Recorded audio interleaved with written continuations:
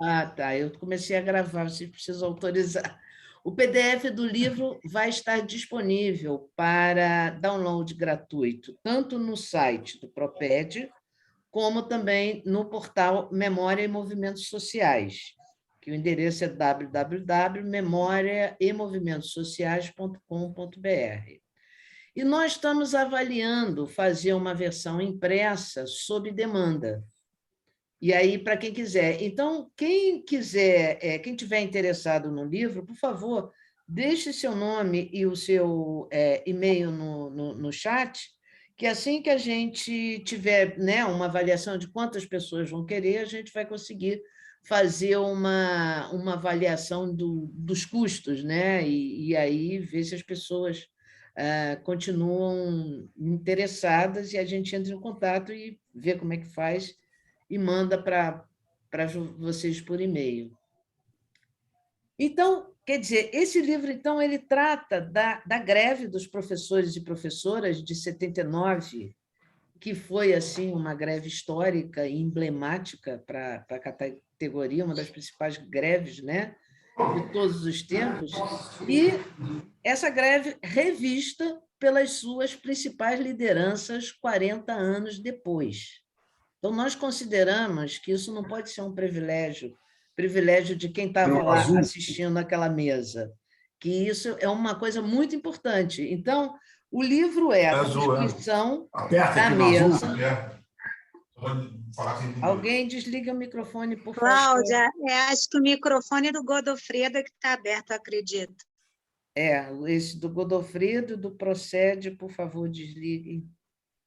Bom, então é o seguinte, o conteúdo do livro é a transcrição daquela mesa que aconteceu na UERJ em 2019, né, no marco dos 40 anos do Proped, e estavam presentes os professores e professoras Doutora Mota, Lia Faria, Eudésia Medeiros, Godofredo Pinto, Ítalo Morricone e Marlene Fernandes.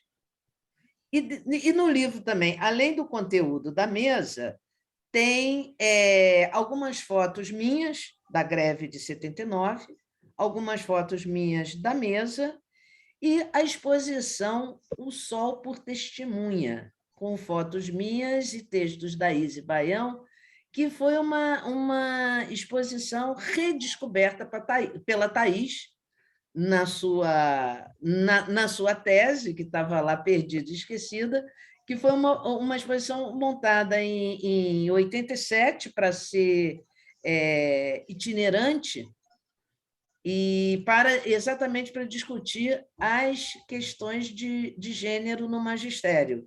Essa exposição ela foi recuperada, foi restaurada e foi exibida também no Centro Cultural da UERJ, no marco dos 40 anos do Proped.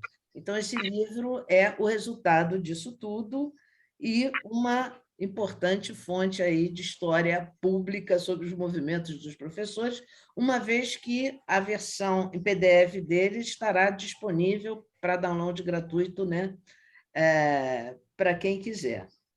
Agora, o livro é o resultado de um esforço voluntário e quase voluntário das pessoas que participaram, né, que fizeram ele acontecer, e eu quero agradecer, antes de mais nada, agradecer todas as pessoas que fizeram esse livro acontecer. Em primeiro lugar, a Lia Faria, que comprou a ideia, né, de editarmos o livro com a cara e com a coragem, como a gente já fez muitas coisas ao longo das nossas vidas, né?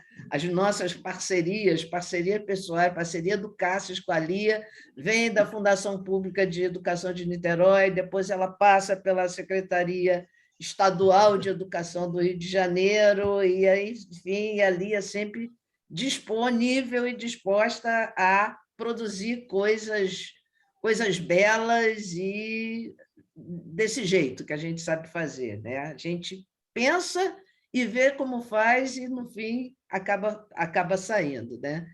E eu quero, então, começar agradecendo primeiro a Lia, depois ao Jorge Peixoto, que fez a transcrição das fitas, a partir de um áudio horroroso captado por um gravadorzinho pequenininho. E aí ele, enfim, conseguiu essa proeza, né? Queria agradecer também a Rosimaria Vieira e a Inês Mauad, que fizeram a revisão, e a Suyá Taloá, que fez esse belíssimo projeto gráfico, assim, também todas as pessoas trabalharam praticamente de maneira voluntária. E aí, nesse encontro, a gente vai conversar com o deputado estadual Valdec Carneiro, um militante, participante daquela greve, que é professor da Faculdade de Educação da UF e membro da Comissão de Educação da Alerj, presidente da Comissão de Ciência e Tecnologia. Vamos conversar com a Lúcia Tereza, uma jovem militante daquela greve, né? E aí vamos assim ver que efeitos que essa greve trouxe na jovem militante, né? A Lúcia é professora da Rede Pública Municipal do Rio, pedagoga pela Universidade Federal do Estado do Rio de Janeiro, a Unirio, doutoranda e mestre em educação pelo PROPED, Programa de Pós-Graduação em Educação da UERJ, e membro do Laboratório de Educação e República, do Grupo de Estudos Currículos Cotidianos, Redes Educativas, Imagens e Som. E, por último, a Thaís Rodrigues, que é uma militante herdeira daquela greve. Ela veio muito depois e ela veio resgatando essa greve, né, nos tempos atuais, com a sua pesquisa sobre as memórias das militantes de Volta Redonda. Bom, cada participante a gente espera que fale entre 10 e 15 minutos, e quem quiser intervir depois pode colocar seu nome no chat e pedir para falar, que depois a gente vai abrir.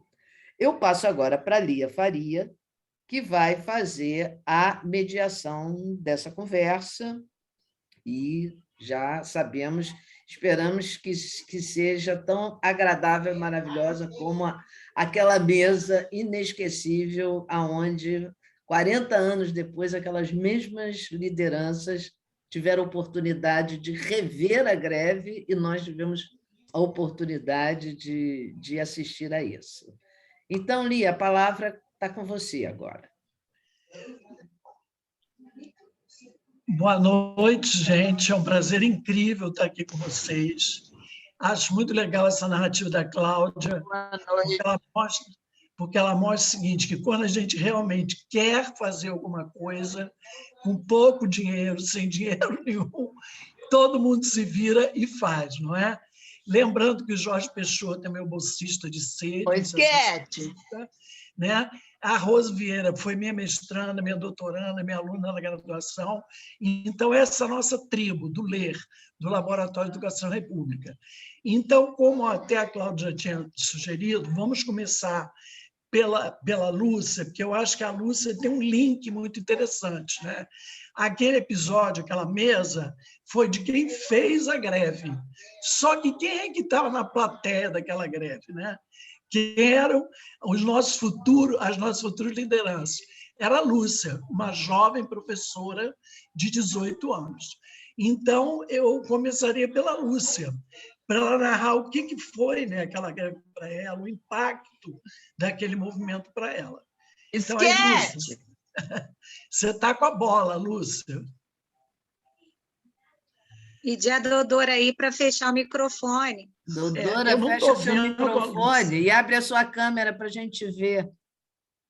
Gente, abram as câmeras e feche os microfones enquanto a Lúcia está falando. Lúcia, você está ouvindo a gente? Estou ouvindo, sim. Então, pode começar. Então, tá. Eu estava achando que não ia ser a primeira, mas vamos lá. Não, minha filha, você era a plateia daquela loucura. Primeiro lugar, a plateia. É interessante, né?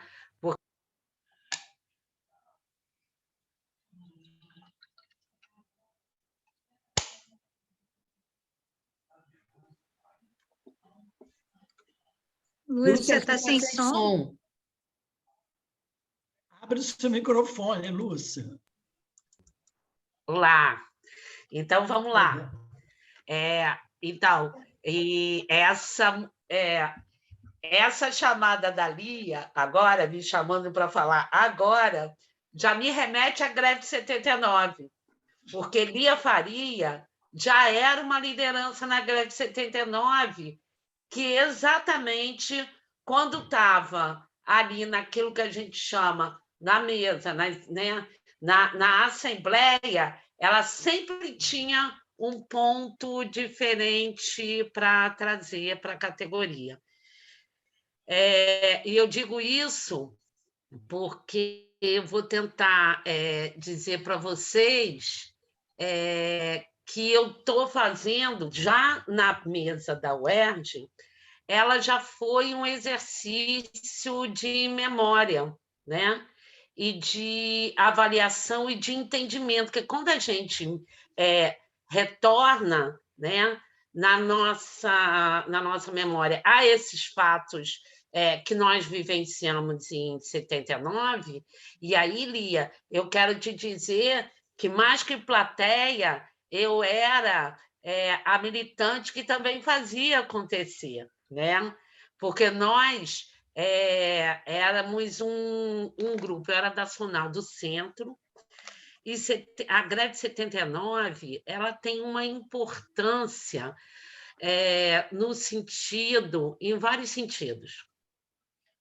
E eu quero falar aqui de alguns, porque eu vou tentar fazer um exercício de tentar falar com tranquilidade, pausadamente, porque a greve de 79 é uma greve que atravessa a minha formação, que me deixou, até hoje, impactada. É uma greve que faz uma Lúcia Tereza de antes e uma Lúcia Tereza depois. E eu quero explicar a vocês. 79, eu tinha 19 anos.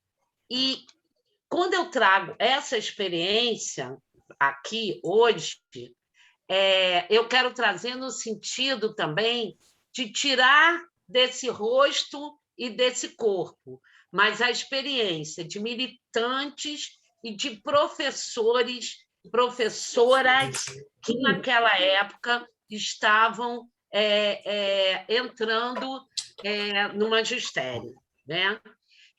Foi um ano que, há 3 anos antes, 4 anos antes, o Instituto de Educação, que sempre tinha 4, 5 turmas, abriu para 11 turmas, porque era a entrada da LDB 5692, e tinha a questão de ampliar, né, a formação de professores, o que naquela época, em plena ditadura militar, já era uma crítica, dizendo que quando abrisse o número de vagas, ia cair a qualidade. Aquela velha história, né, do que é bom para poucos, que a gente vive até hoje.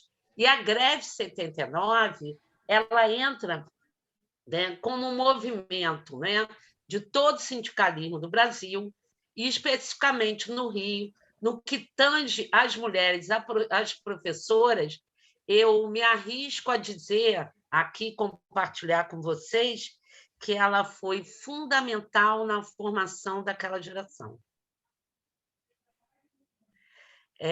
Foi nós que estávamos saindo do Instituto de Educação, do Júlia Kubitschek, do Carmela Dutra, tínhamos acabado de fazer um concurso para entrar no município, que foi em 77, que abriu muitas vagas, porque também era necessário aumentar, né, democratizar o acesso da população na escola pública. E é quando começa também a entrada da rede particular, desqualificando o ensino público, porque o que é para muitos não é bom, o que é bom é para poucos, né? Então, aumenta-se o número de vagas e tenta-se, né, então, desqualificar a escola pública. E nós, né, jovens, recém-formada, vamos para essas escolas. Vale ressaltar que nós somos de uma geração que, aos 16, 17 anos, descobrimos a pílula, né? Porque as meninas com 16, 17 anos, naquela época, de alguma forma, escondida ou não de seus pais, suas avós, suas madrinhas, tinham acesso, se quisessem, né? Se pudessem, né? A pílula. Então, eu estou trazendo a pílula como uma questão de toda uma mudança que estava fervilhando ali em plena ditadura militar, que era um controle muito grande de uma infância e de uma adolescência, né? E de mulheres sendo colocadas, jovens, no mercado de trabalho, na cidade do Rio de Janeiro, no município do Rio de Janeiro, principalmente, que é o que eu posso falar, assim, da minha experiência, e com uma potência, com conhecimento e com uma vontade de mudar o mundo, que a gente, né? A gente tem essa vontade de mudar o mundo. E eu fui ser professora aos 17 anos. Meu pai teve que assinar a minha... eu não me lembro o nome, eu vou usar uma palavra agora entre aspas, que vocês vão entender, a minha alforria, né? Que era a minha maioridade, né? Que as mulheres, né, tinham que prestar obediência aos pais, aos maridos, etc. E tal. Bom, entramos e já a greve 79, quando ela eclode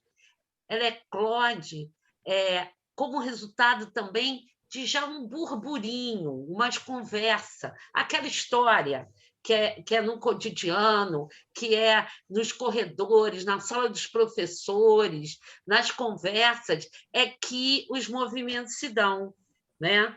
E nós já tínhamos esse incômodo na sala de aula.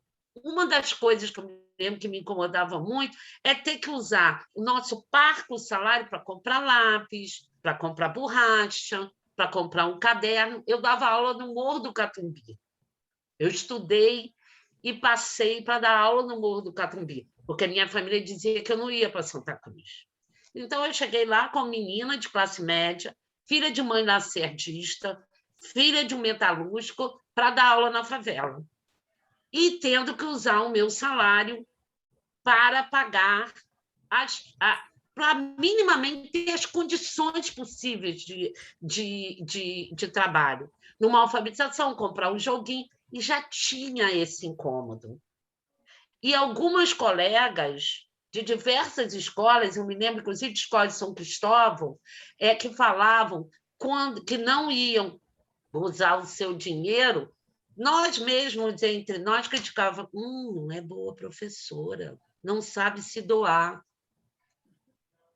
A grade 79, ela, nos seus burburinhos, nas suas conversas, ela nos tira do lugar de mulheres que doam o seu tempo para a educação do país, para profissionais, para professoras que têm direito a salário, voz e voto. Porque a gente ia para a zonal. Na zonal, que eram instâncias do CEP, na zonal a gente tinha que se organizar, tinha que levar as propostas, né? Então, marcante na minha formação e na formação de muitas nós, porque algumas de nós seguiram outros caminhos, e a gente ainda se encontra, umas mais amigas, outras, quando se encontra, leva um susto, né? Como é que você está? Por onde você anda? Algumas continuaram professoras e outras não.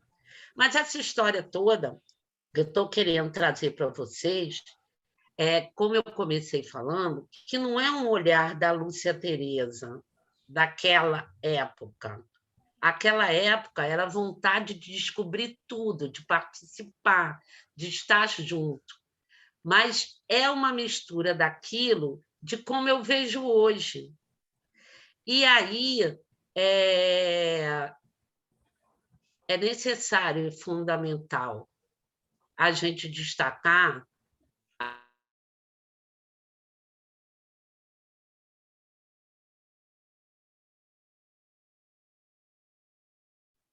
Acho que a Lúcia travou. necessário, né, acabar, né, com esses trabalhadores, acabar com os seus sindicatos e urbanizar a vida, né? Isso é a Lúcia refletindo sobre as memórias de 79, né? Então, era interessante porque nós tínhamos as lideranças de Eudésia, de Godofredo, né? De Ítalo, né?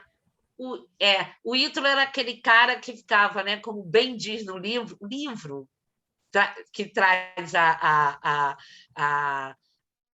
transcrição, né, daquele evento na UERJ, ele é muito interessante, vale a leitura, porque ele traz um pouco o panorama daquelas lideranças sobre aquilo que nós vivemos, né? Então, assim, tem algumas coisas que cada um que participou daquela greve de 79 vai se ver naquele lugar. E tem também o bonito de ver como é que o Désia se sentia, como é que Godofredo se sentia. Mas eu destaco aqui, né, a presença da Lia Faria nessa greve. Lia Faria, para nós meninas, mulheres, era um ponto diferente naquela história toda, né? A Eudésia, porque nós éramos uma categoria de mulheres e nós, aos 19, 20 anos, fomos provocadas a discutir aquilo. Tinha um grupo de meninas, quando o Godofredo abria a boca, que ficavam meio assim, né? Reclamando que era o Godofredo e tal. Mas o Godofredo era aquela grande liderança também. A Lia, que era a maior de todas, que era a que representava mesmo para, vamos dizer assim, como ele até gosta de falar, para a massa da categoria, né? Mas a Lia, ela já trazia nas discussões a questão do feminino, da mulher. Ela já trazia. E tinha uma coisa que era muito interessante para nós, que era da Zonal Centro, que fazíamos parte, assim, nós éramos umas 10, 15, que a gente ia para a reunião do núcleo central, na véspera da Assembleia, que ia tirar as propostas, porque cada zonal decidia, discutia e levava as propostas para o núcleo central. E esse núcleo central ali tirava a proposta para levar para a Assembleia. E eu vi proposta diferente do Godofredo, diferente da Eudécia e tal, votar ali, e aí ser tirada uma. E eu vi Lia Faria relatar isso na Assembleia. A minha proposta não era essa, eu não concordo, mas é isso, é isso, é isso. Isso é uma aprendizagem. A gente viveu isso muito intensamente. Então, eu acho que a greve de 79 é um marco muito grande no sentido de colocar nós, professoras, numa questão que é essa questão enquanto trabalhadoras, né? E tirar do foco da professora que se doa. E é uma coisa assim que eu tive conversando esses dias com umas 2 colegas, e uma das coisas que está no livro, que de nós 3, 2 não se lembravam, é que a gente teve ganhos salariais. E aí o que a gente estava avaliando é que isso também, talvez, com toda a potência, com toda a força, né, que foi essa possibilidade, em plena ditadura militar, de poder falar, de poder opinar, de poder conversar, de uma ficar com a turma, a outra ficar no pátio, porque a gente tirou meia hora do horário para discutir a pauta da Assembleia. A diretora não queria, mas a gente estava ali. Então, era uma organização que foi mesmo vindo da escola para a direção do CEP, do CEP para a escola. Lucinha, aí vai encerrando para a gente dar tempo para os outros. Isso. Então, assim, encerrando, porque é uma questão que nos emociona muito para quem participou daquele momento e é marcante e faz a diferença do professorado no Rio de Janeiro, da categoria, antes e depois da greve de 79. Depois vieram outras greves, né? Mas é para ressaltar, então, que eu teria muito mais coisa para falar, mas é difícil, porque eu digo para vocês que é uma história que muda mesmo o foco de nós, professoras. Tá bom? É isso. Lucinha, muito obrigada. Né? Emocionante, né, ouvir você falar. Eu fico ouvindo você falar, fico me vendo lá no palco, enlouquecida, que nem aquela vez que eu sacudi os contra-cheques. Aí todo mundo sacudiu o contra-cheque. Marcar aqui a presença da nossa Isis Baião, não vejo a Isis, acho que há 10 anos, Isis. Que bom que você está aqui. Aí vamos passar agora a palavra para o Valdec, que eu acho assim, a Lúcia falou daquele momento, né?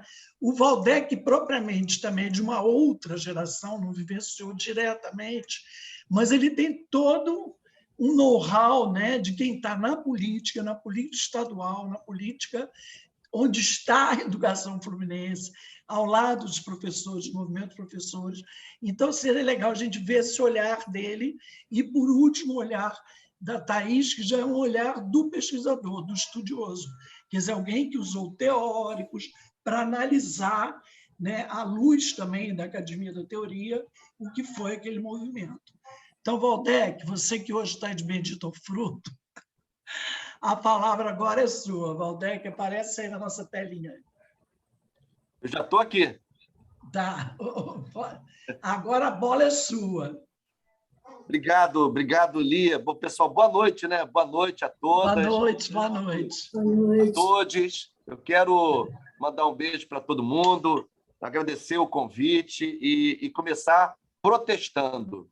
Ah, sim, protestando, Lia. Eu recebi um roteiro aqui, aí fala assim, espia só, Cláudia, mediação, Lia. Beleza, para mim é uma honra. Ordem da fala.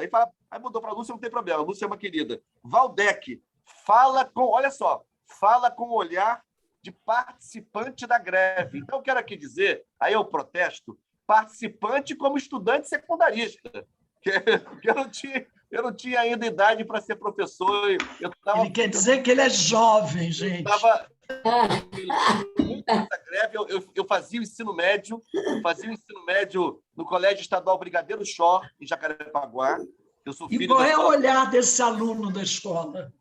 Pois é. Então, eu me lembro muito que nós, do movimento estudantil, adotamos uma posição de apoio e de sustentação política entre os estudantes à greve de 79, mas não era participante como professor, enfim. Quisera eu ter vivido esse momento tão rico e tão importante da luta do magistério no Rio de Janeiro. Mas eu quero, pessoal, feita essa brincadeira, dizer para a Cláudia que é uma contribuição inestimável esse livro que é lançado hoje, cumprimentar você, enfim, todos envolvidos na obra. É muito importante restituir esse movimento muito marcante da luta e da organização, dos profissionais da educação. Portanto, é uma obra de grande valor político, histórico e de construção da identidade do magistério. E, ao mesmo tempo, cumprimentar a Lúcia, que fez já o primeiro depoimento muito, muito marcante, muito tocante, cheio de cheio de referências e apontamentos aí, históricos. Eu quero fazer uma abordagem de outro lugar, evidentemente. Em primeiro lugar, dizendo o seguinte: como é importante falar dessa luta, como é importante revivê-la, como é importante reinventá-la, porque hoje, no dia de hoje, eu travei de manhã, numa audiência pública, um duro combate sobre a questão da reforma do ensino médio e como ela traz consequências gravíssimas, não apenas do ponto de vista curricular, e aí os debatimentos são sérios, mas do ponto de vista do financiamento da educação pública, do ponto de vista da organização da escola, do ponto de vista do lugar do professor, né? A reforma do ensino médio, ela traz consigo um grave risco de desprofissionalização do magistério, porque ela aponta, por exemplo, para a possibilidade de professores exercerem magistério nas escolas com um notório saber, que vai ser definido pelo sistema de ensino, sabe-se lá como, né? Ela, como vocês sabem, ela torna obrigatória apenas a língua portuguesa e a matemática, e os demais componentes curriculares serão oferecidos a depender, a critério dos sistemas de ensino. Consequentemente, Lúcia, o que será dos professores efetivos, né, que pensam em fazer uma carreira no magistério? As redes públicas não farão mais concursos a prevalecer essa lógica, não tardarão a parar de fazer concursos para áreas como filosofia, sociologia, história, geografia, arte, educação física, que serão oferecidas pontualmente no currículo, ad hoc, né? Professores contratados de forma terceirizada, pejotizados, uberizados, como, aliás, já está acontecendo em algumas escolas. Então, por essa luta, e agora eu estou debruçado, estou fazendo essa reunião com vocês, e vou voltar a me debruçar, porque amanhã na CCJ vai entrar em pauta, na Comissão de Constituição e Justiça, um projeto de lei do campo ultraconservador aqui da Assembleia para disciplinar a educação domiciliar no estado do Rio de Janeiro. E eu estou preparando aqui um parecer para obstar esse negócio, para parar ele na CCJ, para nem chegar perto do plenário. Então, eu estou falando desses dois aspectos para mostrar que como é importante, né, o legado dessa luta, né, dessa história de lutas do magistério de 79, daí a importância de trazer esses elementos da atualidade e dos embates atuais no campo da educação brasileira. Tem uma pessoa aqui na sala com quem eu aprendi muito, porque tive o privilégio de ter sido secretário de educação dele em Niterói, que eu estou me referindo aqui ao Godofredo Pinto, né?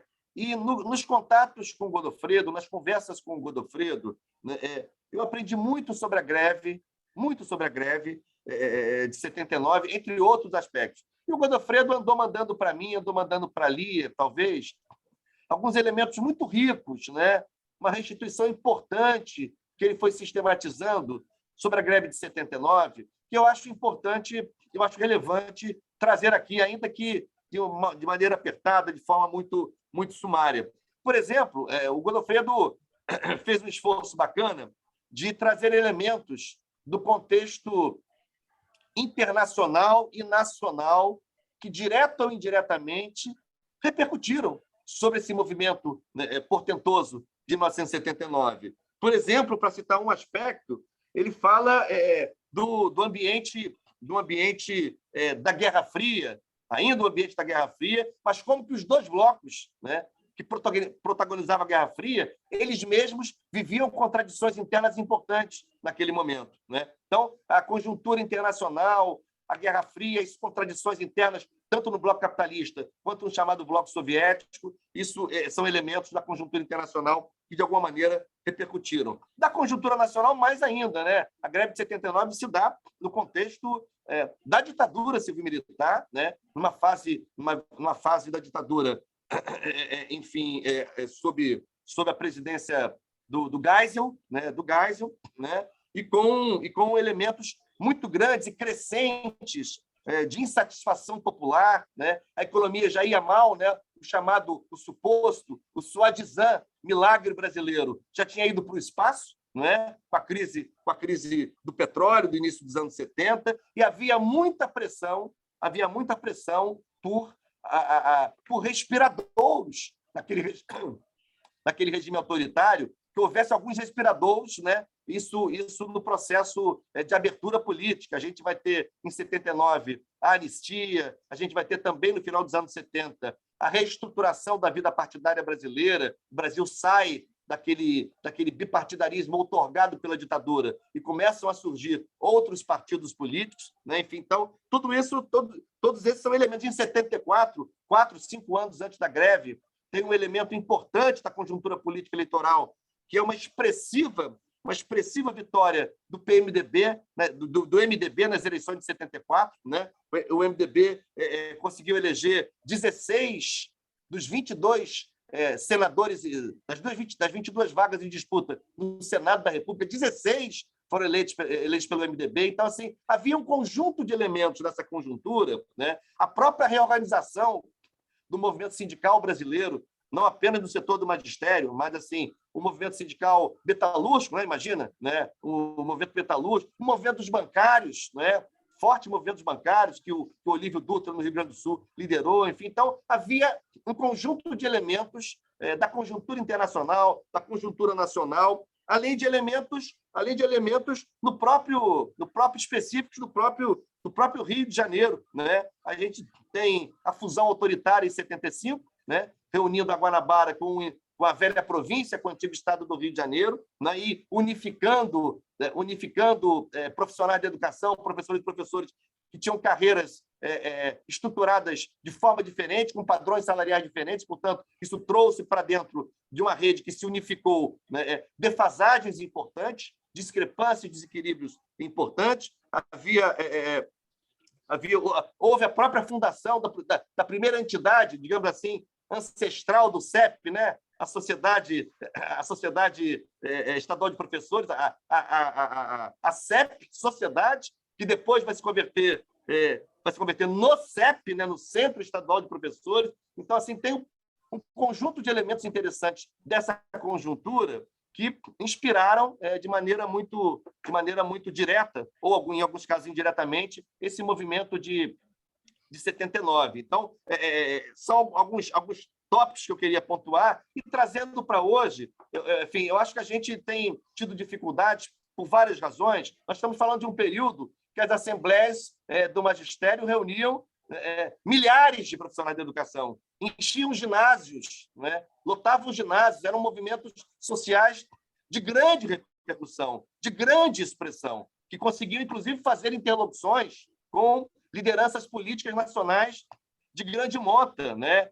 Houve, inclusive, na época, uma abordagem, por ocasião em que o Lula estava em Niterói, e se conseguiu fazer com que o Lula fosse a uma Assembleia dos Professores. Houve interlocuções diretas. O Saturnino Braga era um senador que dialogava com o magistério. Então, tinha o Saturnino, o próprio doutor Ulisses Guimarães, da Câmara Federal, que vivia em contradição interna dentro do MDB com o chaguismo, né? Porque o Rio de Janeiro tem inúmeras contradições, né? Assim, o MDB era o partido de oposição à ditadura. O Chagas era do MDB, mas era parceiro da ditadura. Então, assim, no Rio de Janeiro, quem votava no MDB chaguista, de modo geral, estava votando em quadros que davam sustentação política à ditadura no Rio de Janeiro. Então, ou seja, são esses elementos importantes da conjuntura que eu queria, assim, pensar aqui na nossa conversa, falar da importância dessa obra da Cláudia, e dizer que de lá para cá, né, por várias razões, o movimento do magistério ganhou, assim, dos profissionais da educação ganhou outros contornos, né? Houve uma incorporação do conjunto da categoria dos profissionais da educação na luta, né? Isso trouxe talvez mais, digamos assim, mais volume para o movimento, mas, por outro lado, pode ter prejudicado algumas lutas específicas de diferentes categorias por dentro dos profissionais da educação, a ver, né? A mudança, por exemplo, da estruturação da direção do sindicato, né, Lúcia? A questão da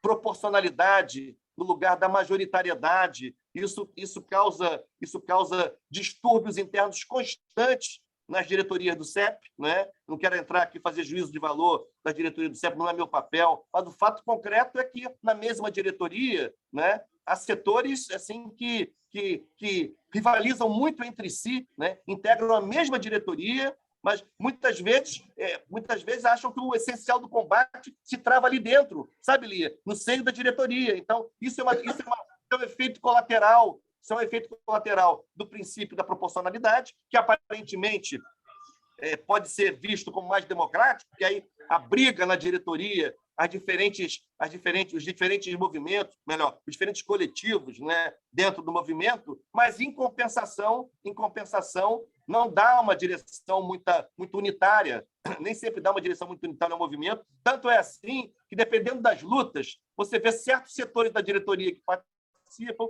dependendo das lutas, são outros setores da diretoria que participam, enfim, tal. Isso talvez não seja, digamos assim, muito um fator que robusteça a luta. Mas, de qualquer maneira, qualquer que seja o cenário, né, é preciso dizer, em primeiro lugar, que hoje o CEP-RJ, o CEP estadual, é um ator político de grande importância para o debate da educação pública no Rio de Janeiro. Hoje mesmo, na audiência pública, nós tivemos a participação da professora que representou o GT da reforma do ensino médio no CEP. Então, quero aqui dizer que façam essas observações, mas considero o CEP interlocutor de grande importância, de grande envergadura no debate sobre política pública de educação, e acho que, qualquer que seja também a circunstância em que a gente esteja vivendo hoje, a luta política de modo geral e a luta política específica no campo da educação e no campo da valorização dos profissionais de educação, a greve de 79 seguramente seguirá sendo uma referência, sabe, Cláudia?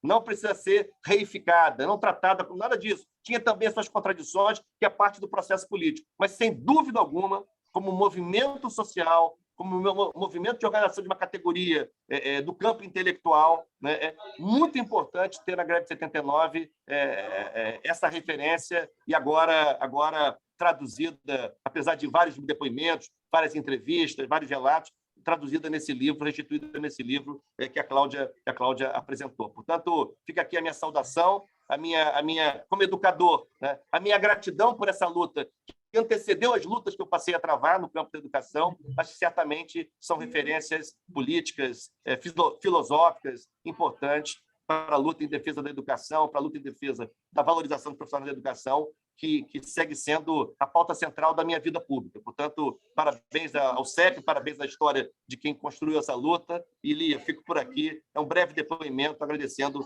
pela honrosa possibilidade de participar desse painel. Muito obrigado, Valdec. Agora, nossa mascote, né? Que a nossa Thaís é a mais nova, né? A Thaís, né? Ela é professora da rede pública em Porto Real. Ela é do Rio de Janeiro, é carioca, mas ela mora muito tempo em Volta Redonda.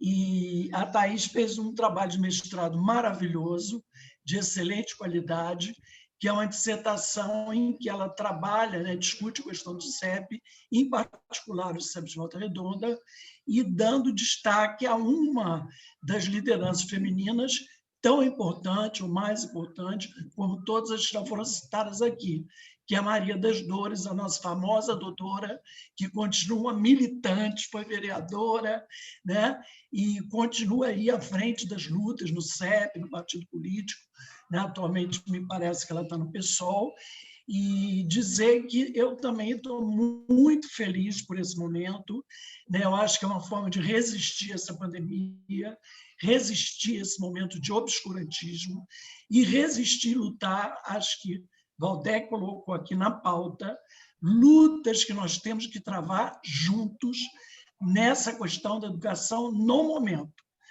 Nós não podemos nos calar perante a reforma do ensino médio, por exemplo. Então, eu acho que esse momento aqui de reviver, rememorar a nossa luta, é também um chamado para que a gente retorne à luta, e retorne com o mesmo pique, o mesmo elan, a mesma força da nossa luta de 79. Então, com a palavra aí, nossa Thaís. Obrigada, Lia. Não tão jovem assim, mas... Primeiro, agradecer, né, a Lia e a todas as que trabalharam para que a gente pudesse ter esse material hoje. A Cláudia, a presença da Lúcia também, do Valdec, agradecer a oportunidade de estar nesse espaço aqui, conversando sobre isso. E desse material, que eu acho que ficou lindo e que precisava também, além de toda essa reflexão sobre a greve de 79, sobre as origens lá do CEP, precisava recuperar aquela exposição, né? A exposição O Sol por Testemunha, cuja protagonista foi a Dodora, que está aqui, depois vai conversar um pouco com a gente aí na hora do debate também, e que traz esse recorte de gênero, né? A Lúcia até pontuou um pouco sobre isso. Eu sou, como a Lia falou, carioca, mas moro já há mais de 10 anos em Volta Redonda. Fui professora na rede do Rio, de Caxias, e agora sou pedagoga na rede Porto Real, municípiozinho pequenininho, lá na ponta do estado. E é com muita honra que eu participo desse momento, né? Não fui testemunha ocular, mas fui uma militante, sou militante de base do CEP, fui diretora do CEP estadual, da Regional 2, do CEP Volta Redonda, do CEP Porto Real Coatis, e me sinto, de certa forma, pertencente a essas gerações posteriores, né, que são herdeiras dessa história de luta, herdeiras de toda essa bagagem construída por todos esses militantes que eu saúdo também, que estão aqui, não necessariamente na mesa, né? O Godofredo, a Dodora, a Marlene Fernandes pediu para avisar que ela está dando aula agora à noite, por isso que não pode estar aqui, não pôde estar aqui. Então, essas pessoas que se formaram naquele processo politicamente e que seguiram formando outras gerações. Eu me sinto como parte dessas outras gerações, formada também por essas pessoas, com essa memória da greve de 79. Então, eu me considero aí a militante herdeira, fazendo a brincadeira, mas é uma honra. O meu trabalho, orientado pela Lia, foi um trabalho de mestrado muito inspirado por essas lideranças formadas na greve de 79, porque quando eu cheguei em Volta Redonda, me deparei com uma militância no CEP de Volta Redonda, no núcleo de Volta Redonda, uma militância aguerrida e que já estava na luta há uns 40 anos. E essa militância majoritariamente de mulheres, né? Isso me intrigou muito, porque eu participei depois como diretora de CEP Volta Redonda também, e eu pude observar essa continuidade dessas pessoas, né? Desde aqueles tempos fundantes, acho que a gente pode até chamar de tempos fundantes, né? Aquele período entre 77 e 79, foi o período em que a CEP com S, né, foi se conformando junto com outras entidades no CEP com C, e depois veio a ser o CEP com S, mas já mais abrangente, aglutinando quase que todas as entidades de representação de professores públicos no Estado, e mais tarde também dos outros profissionais, que a gente defende com muito orgulho também essa unificação, né? Essa compreensão de que todos os profissionais da escola pública são profissionais da educação, independente de ocuparem funções docentes ou não.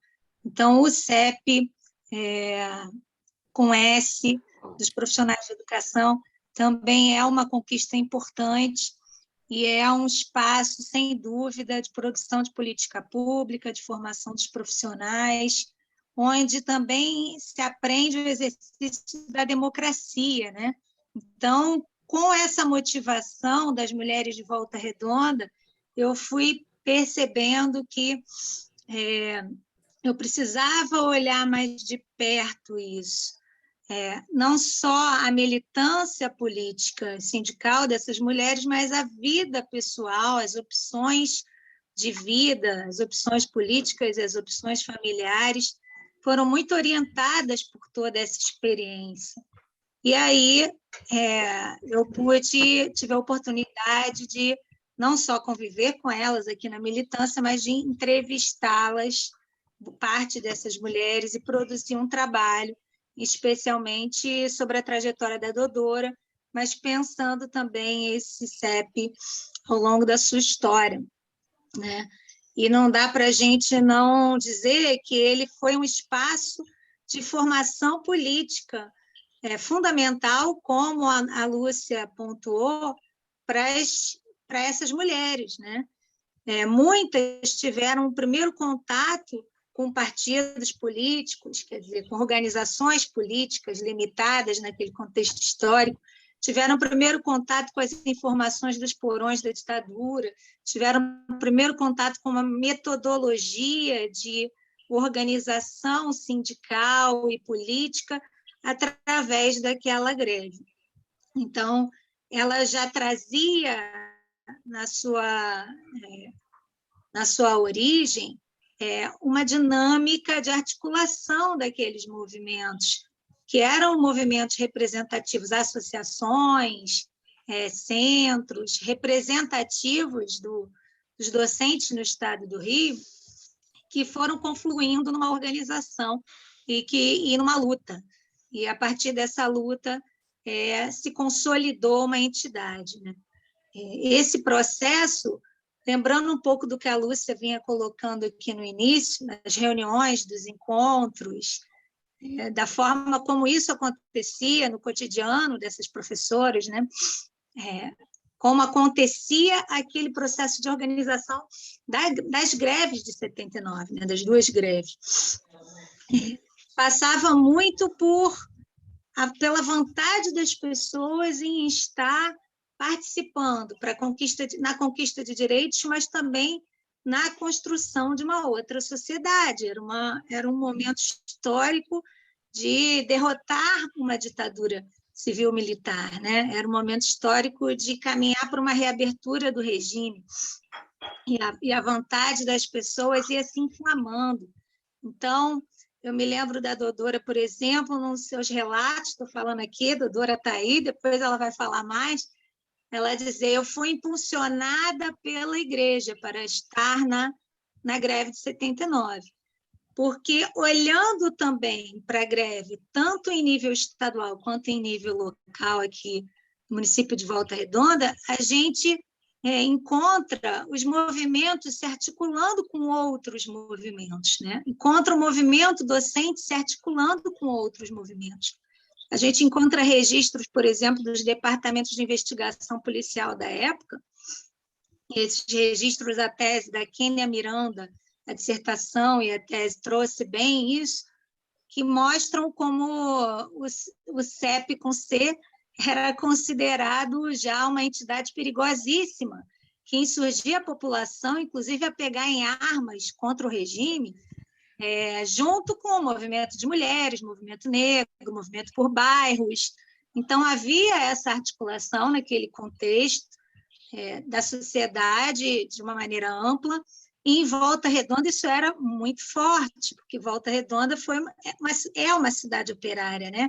Mas teve uma história de luta enquanto cidade operária que envolveu amplos setores que não necessariamente eram os setores dos operários, mas a Igreja Católica Progressista, os movimentos de associações de moradores, os movimentos estudantis, movimentos de mulheres, movimentos negros. Então, em Volta Redonda, naquele momento, a igreja também estava conectada com o movimento, e, no caso da Dodora, impulsionou a participação dela na greve de 79. E, por conta disso, ela também levou um bilhete azul lá, né? Em determinado momento, depois eu vou deixar ela falar, ela contar isso, né, gente?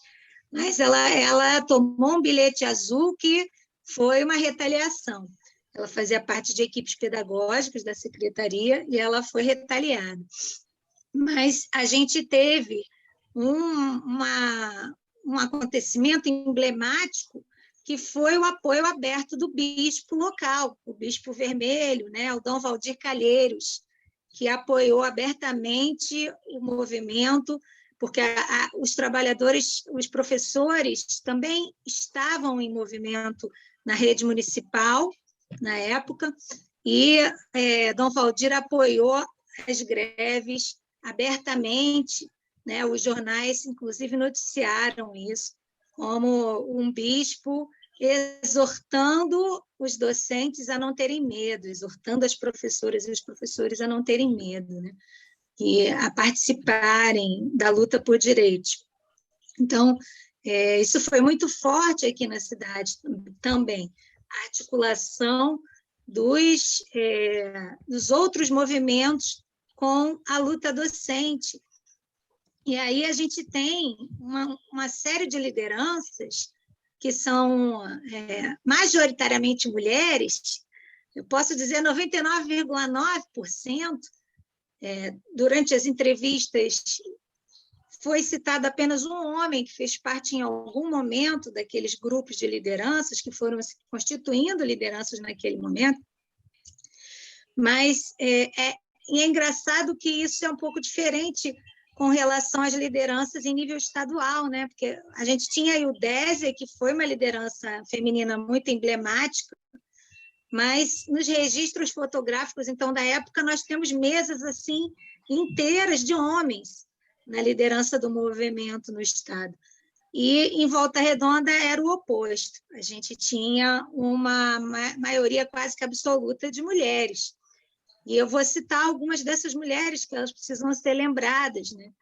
A Elve, a Eloá, a Jane, a Débora Salles, a Marlene Fernandes, depois a Dodora, a Nair Chocair, a Jussara Nunes e tantas outras, né? Que relatam, algumas das quais eu consegui entrevistar, que relatam esse mesmo sentimento quanto à greve de 79, uma grande escola de formação política e sindical. E, consequentemente, pessoal também, né? Porque as mulheres que se viam em processo de luta, protagonizando lutas, protagonizando piquetes, gente, como sabiam a data daquela reunião na casa daquela professora, ou na entrega clandestina daquelas filipetas minúsculas, onde as pessoas tomariam conhecimento daquela organização, que aquelas pessoas foram apreendendo também toda essa metodologia política, né, de condução de assembleias, essa metodologia política de construção coletiva democrática de base, construção operária. Eu lembro até da Dodora dizendo que era como chão de fábrica, se elegiam os representantes de escola, num processo que ainda não era totalmente aberto, para participar desses momentos e constituindo, consolidando essa luta aqui em Volta Redonda, como no chão de fábrica, né? Eu me lembro da Dodora colocando isso. Então, essas professoras se enxergando como classe operária, se enxergando como militantes e parte dessa classe mais abrangente e influenciando essa classe operária também aqui na cidade, que é um outro episódio que ocorreu ainda em 79, logo após a greve de agosto, foi a greve da construção civil, onde os trabalhadores da construção civil, baseados ali no que eles vinham acompanhando da greve das professoras e dos professores, foram buscar ajuda dessas professoras para conseguir detonar a sua greve, disparar a sua greve, né? Iniciar a sua greve. Então, as professoras em luta em Volta Redonda, na greve de 79, também foram inspiração para trabalhadores de outras áreas. E até a Dodora pode falar melhor desse episódio, né, que aconteceu no Dia dos Professores, se eu não me engano, lá em 79, numa celebração ecumênica, em que um operário entra pela igreja e pede às professoras ajuda porque tinha estourado um conflito num determinado barracão da construção operária. E aí se inicia também um processo de organização, de luta desses trabalhadores. Então, é muito forte a ressonância dessa participação nesse grupo de professores, né? E elas chegam a dizer que isso mudou a perspectiva de vida, né? Mudou a compreensão de mundo. Tem uma fala da Jussara Nunes, em que ela fala isso. Qual é o impacto da greve de 79 para você, Jussara? E ela fala que eu aprendi que sem luta coletiva a gente não chega a lugar nenhum. Então, deu um sentido para a vida, né? Um sentido de luta coletiva. Muitas dessas mulheres se tornaram lideranças históricas e que ainda atuam na militância e que foram integrar partidos políticos, né? O PT, que estava num processo de criação, de formação. No caso da Jussara, ela foi integrar a Convergência Socialista. No caso da Marlene, mais para frente, o PDT. Então, foi também um tempo fundante para a vida dessas mulheres, em termos de trajetória política, trajetória sindical, e que fica e alimenta ainda as lutas nos dias de hoje, né? E alimenta as nossas esperanças, alimenta as nossas expectativas, nos motiva também a tentar continuar organizados coletivamente em luta.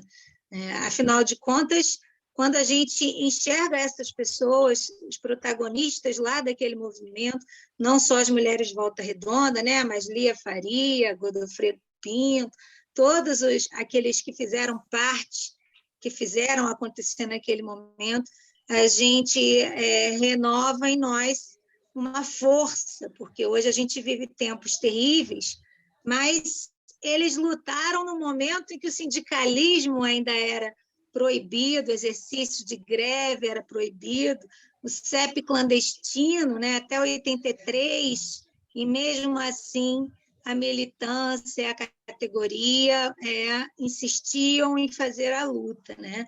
Insistiam em fazer a greve, insistiam em se organizar. Então, isso renova as nossas forças quando a gente pensa que, nos dias de hoje, nesse contexto de neofascismo, protofascismo, fascismo, sei lá, que a gente vive no nosso país, a gente precisa se renovar e a gente precisa conseguir voltar para essas fileiras, né? Como a Lia colocou aí também. Eu tinha algumas outras coisas, alguns outros pontos, umas coisas... Vamos abrir para as pessoas coisas importantes também, né? Mas eu vou encerrando. Ouvir a nossa plateia. Esse espaço de debate. Mas muito obrigada. Thaís, querida, foi maravilhoso. Agora veio com a Cláudia, que estava fazendo a apresentação. Parece que a Adriana é que vai coordenar essa questão das perguntas, né, Cláudia? Sim, mas eu estou vendo que ainda não tem ninguém inscrito. A gente pode até fazer mas vamos abrir agora, estímulo, chamar os voluntários e voluntárias. Está Dodô, como a Dodora, tá já que foi tão citada. Né? Mas antes... Está Natalina, lá de Friburgo. Exato. Lauriana, lá de Juiz de Fora. Então, então quem quiser agora fazer alguma intervenção, tá, alguma colocação, né, um depoimento. Agora, mas antes disso, eu queria aproveitar e falar um pouco muito rapidamente assim, dos bastidores dessa exposição O Sol por Testemunha. Primeiro, assim, aproveitar a presença da Isis Baião, que foi um processo incrível, assim, acho que único na minha vida, porque nós conseguimos, no meio daquela confusão toda de militância política, nós conseguimos que a Dodora e toda a sua família generosamente nos abrisse o espaço da sua casa num final de semana e posassem para a gente como personagens dessa história e desse roteiro incrível que a Isis Baião tinha criado e eu comecei a fotografar. E é incrível assim, eu não sou, quer dizer, eu me formei em História, dei aula durante 4 anos apenas no ensino privado, mas desde que eu saí da faculdade eu trabalhava como fotógrafa, eu era fotógrafa.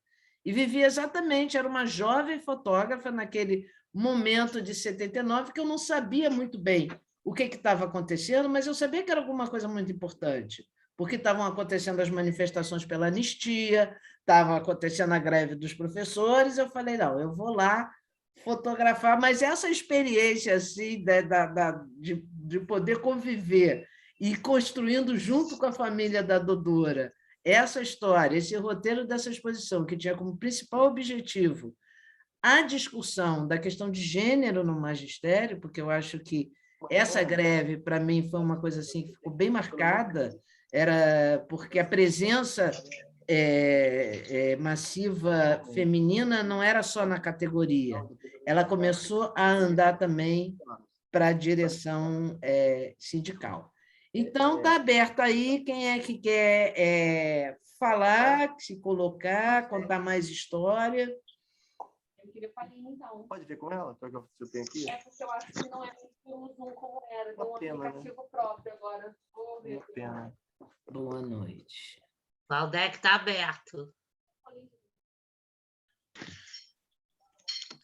Estou sabendo, descobri todo o seu próximo passo para a próxima reunião. Está vendo, Valdec? Olha, isso é que as pessoas serem mal brifadas. Eu também achei que você, como a Lúcia, era um jovem professor que estava se formando naquela greve. Então... Eu estava estudando, fazendo ensino médio no Colégio Estadual Brigadeiro Chora, na Taquara, que foi um grande celeiro de formação para mim. Mas olha só, o Valdec, dá licença, é quase a mesma idade. Pois é, porque, idade, talvez. É quase a mesma idade, porque, olha, não vem dar uma de jovenzinho aqui, não. Eu tinha 14. Porque a gente, nós mulheres, que queríamos fugir do casamento como prisão e a única possibilidade, entendeu, de existência, a gente também fazia o normal porque era uma possibilidade de trabalho antes de entrar para a universidade. Né? E eu fiz o normal no Instituto de Educação, passei para a Prefeitura do Rio e para a UF de Geografia. Né? E eu tinha 17 anos. Lúcia, sabe quem está nos ouvindo também? O PC, o Paulo César, lá de Friburgo, que, como o Valdec, era meu aluno durante a greve, no Colégio Estadual Jamil Ojaic. E o Brigadeiro Shot, Valdec, é uma referência. Nas nossas pesquisas, entrevistas, vira e mexe aparece o Brigadeiro Shot. Quem trabalhou no Brigadeiro Shot foi Dona Mitz Wenzel, que foi uma figura importante lá no Brigadeiro Shots, e várias outras figuras, educadores, passaram pelo Brigadeiro Shots. Olha, a Alessandra, que você me indicou para o doutorado, sua ex-mestranda, também está nos ouvindo. Isso, PC, lá de Friburgo, Natalina de Friburgo. O Godofredo estava aqui na sala, não estava, Godofredo? Cadê Godofredo, Dodora, PC, lá de Friburgo, para dar um depoimento? Cadê Godofredo? Aí eu preciso contar para ele o que aconteceu. Olha, estou aqui. Olha o Se PC, fala aí, PC. Ô, gente! Mas com um aluno, olha lá, ele era aluno do Colégio Estadual Jamil Ojaic. Ô, gente, deixa eu falar um pouquinho aí, gente. Pelo amor de Valdec, cara, Cordeiro. Você esteve com a gente aqui no Fórum Sindical e Popular, estou até emocionado. Vocês sabem que, em 79, essa mulher é culpada por eu ter feito a Faculdade de Filosofia e Sociologia. Estava aqui na aula remota, já não aguento mais fazer aula remota, eu quero retornar para a sala. Eu estou velho, estou passado, estou com 63 anos. Veja bem, veja o que aconteceu. Em 78, essa mulher me deu aula. E aí eu fui, Jornal do Brasil, da Condessa, lembro disso? Jornal do Brasil tinha coluna, se você me permite, vou adiantar um pouquinho a hora aí, né, para atrapalhar um pouco. Tinha uma coluna do João Saldanha. Eu, antes de fazer qualquer coisa, eu lia a coluna do João Saldanha na sexta-feira. que não tinha nada de esporte, né? Ele usava o Jornal do Brasil para falar de política. Falei, cara, esse cara é muito bom. E aí comecei a ver, aí saiu um caderno assim, né? De a faculdade que tinha aqui em Friburgo. Aí falei, caramba, a Lia foi embora, me deixou aí na mão, né? Que teve a greve, ela se mandou para o Rio. Aí entrou o Gilson, outro meu camarada, assim, fantástico. Tinha a Clélia de português, que está aí tranquilamente aí. O Gilson, infelizmente, com a Covid, se partiu. Nossa, o Gilson foi embora com a Covid, uma das Esse vítimas da camarada Covid. está em outro patamar, né? Tá, como diz o Bruno Henrique, está em outro patamar, né? E ele está levando lá, melhor nos protegendo aqui. Aí eu vi aquilo, né? Falei assim, eu vou fazer essa faculdade aí. Cheguei lá, gente, mas era um mar de gente, tinha 1.000 alunos lá. 1.000 alunos, gente. Aí, o que aconteceu? Fiz a prova para ser em 44º. Agora, eu era servente de pedreiro. Como é que eu vou estudar na faculdade? Fiquei 1 ano sem pagar. E a irmã Cosmeli lia. A irmã Cosmeli tinha que ser canonizada. Maravilhosa. Falei, nós estamos com um problema. Ô, Paulinho, problema? Nós estamos com um problema. Eu tenho que sair da faculdade, porque eu não tenho dinheiro para pagar e trabalhar de servente de pedreiro, mas não dava, a mensalidade era muito alta. Aí tinha o danado do crédito educativo, plena ditadura militar, em 1980. Né? Depois tem um dado novo que eu quero contar para vocês, que fizeram a primeira greve convocada pela UNE, o Sanatório Naval que invadia a faculdade. A irmã falou assim, não, fica calmo, que os garotos aqui são muito gente boa, eles estão com razão. A mensalidade está muito alta, eles estão certos. A mensalidade está muito alta, eles estão tudo trabalhador, não tem como pagar. Já vou finalizar, gente. E aí eu fiz 1 ano de sociologia, adorava minha aula de... Primeira aula que eu tive foi com o João, minha irmã Marilda, lá falando umas coisas lá, mas tudo católica, né? Aí, gente, para finalizar, eu fiz o crédito educativo, consegui, fui estagiário na Caixa Econômica. Naquela época era aquela maquininha que fazia assim, mas criticava cheque, de 1 até 4. Aí tinha uma bolsazinha de ajuda em torno de R$200, e aí eu fui, né? Encontrei um camarada aqui do MR8 88, mas antes eu fiz a campanha da linha 82, eu sou o terceiro número da filiação do PT em 1980. E ele não vai se lembrar disso. E aí nós fazemos a campanha da linha para prefeito, uma campanha linda, né, muito bonita, não conseguimos eleger vereador, vamos eleger em 88 o Edu, né, com a aliança PCB e PT ou vice-versa. E aí, gente, a luta começou aí, depois fui PCB, estou no PCB até hoje. Ali é uma referência para mim. Né? Depois que passar essas crescentes, a gente já tem aqui, para discutir os 100 anos de Paulo Freire, vamos discutir 96 de Darcy, né, se me falha a memória. Né? 99. 99 de Darcy, que já é 100 anos. Né? E aí nós vamos fazer um grande encontro aqui em Friburgo, da Lia, do Valdec, essa história aí que eu não me lembro muito bem. Eu me lembro muito bem da greve, porque eu tinha vontade de ir para o Rio, mas não tinha dinheiro para estar lá junto com vocês, né? E com vocês. Mas eu acompanhei os 3 meses de acampamento no Palácio Guanabara das conveniadas. Em Cachoeira tem algumas conveniadas ali que nós vamos trazer para esse encontro aqui. Né? Por exemplo, tem a Nenéia lá que acampou com vocês lá, está vivona da Sul, deve estar com uns 80 aí, a vai fumaça, já tomou a 3ª dose. Então, é uma grande honra, né? Falar com vocês, e nós vamos constituir aqui, Lia, sabe disso, o Instituto, se Deus quiser permitir assim, ele vai, com certeza, o doutor Sorixá vai fazer isso, fazer o Instituto aqui da Darcy Ribeiro. Nós precisamos celebrar o que vocês estão fazendo, nós precisamos celebrar todos os dias, porque essa luta, e vou dizer para encerrar definitivamente, Valdec, aí só tem eu e você de homem aí, né? Vocês têm mais por aí. A luta e a vitória, ela é matriarcal.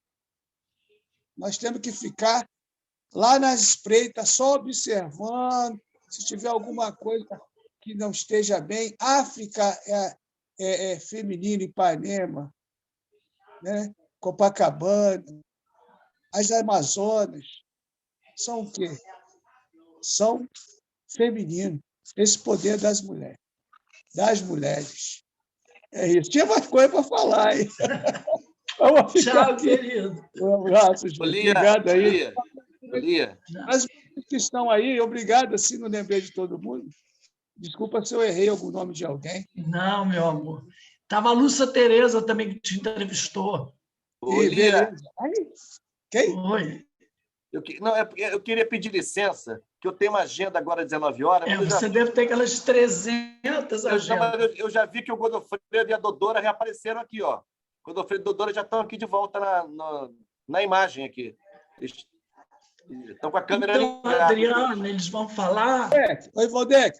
Nessa assembleia no Rio, na UERJ, eu estava lá. Eu não sei como que eu cheguei lá. Eu estava lá, ainda era CEP, ainda, com C, com CEP. Eu estava lá e o Godofredo lá no comando da Assembleia.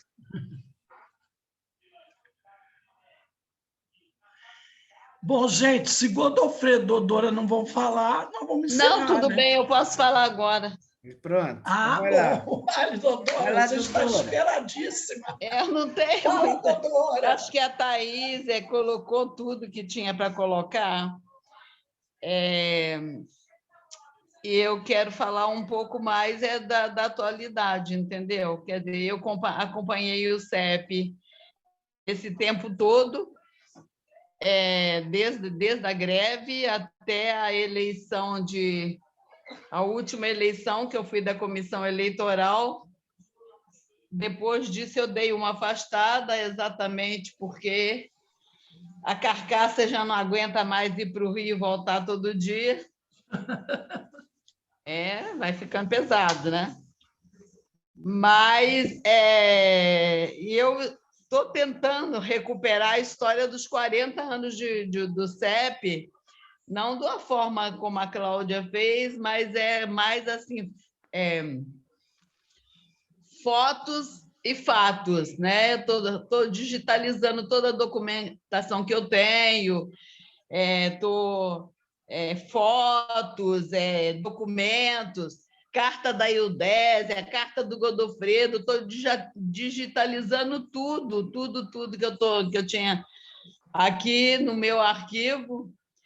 E eu falo, inclusive, porque a gente chega em certa idade, né? Você tem que ver o que vai fazer com a papelada que tem em casa.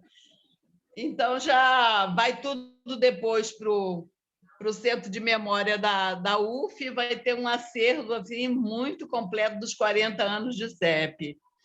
E foi a entidade por onde realmente, a partir da influência, né, das comunidades de base que eu participei, foi de lá que veio a minha formação política, e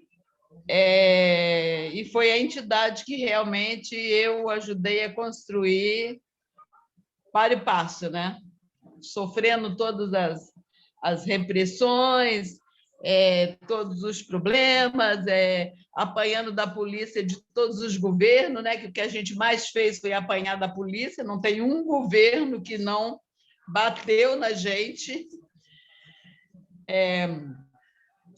Então, essa história aí de luta, de resistência e de construção e de conquista.